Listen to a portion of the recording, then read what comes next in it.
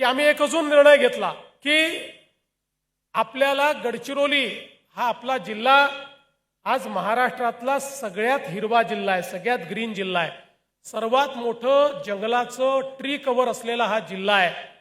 या जिल्ह्यामध्ये आपण जर उद्योग सुरू करणार असू तर आपल्याला या जिल्ह्याचं ट्री कव्हर, या जिल्ह्याचं जंगल हे वाढवलं पाहिजे।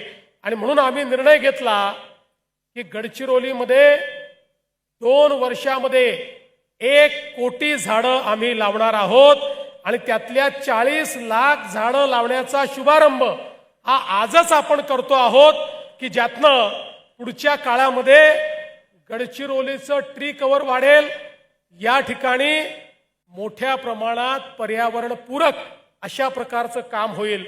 आणि म्हणून मी प्रभाकरन यांना अशी विनंती केली होती की राजामुंड्री या ठिकाणच्या ज्या नर्सरी आहेत या देशभरात फेमस आहे, पूर्व पश्चिम उत्तर दक्षिण सगळीकडनं तिथलं वृक्ष किंवा तिथलं सॅपलिंग आणलं जातं। याचं कारण त्या ठिकाणी 3 वर्ष 5 वर्ष मोठी वृक्ष देखील मिळतात आणि जगण्याचं प्रमाण 90-95% आहे। त्यामुळे मी त्यांना सांगितलं की तुम्ही तुमच्याकरता तर इथनं आणाच, पण तशीच त्या लोकांशी बोलून तशीच नर्सरी हे आपल्या गडचिरोलीमध्ये तयार करा।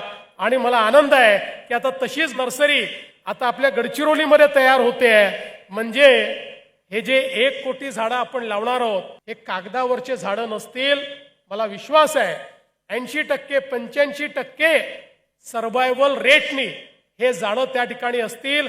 3 वर्षानंतर ज्यावेळेस सॅटेलाइटच्या माध्यमातनं आपण ही झाडं मोजू त्यावेळी मला विश्वास आहे की या 1 कोटी झाडांपैकी 80% झाडं ही जगलेली असतील आणि ती आपण लोकांना दाखवू शकू की आम्ही केवळ या ठिकाणी मायनिंग करण्याकरता, केवळ स्टील बनवण्याकरता आलो नाही, तर आम्ही गडचिरोली जिल्हा आहे त्यापेक्षा अधिक हिरवा आहे, त्यापेक्षा अधिक पर्यावरणपूरक आहे, त्यापेक्षा अधिक नॅचरल बनवण्याकरता या ठिकाणी आलेलो आहोत।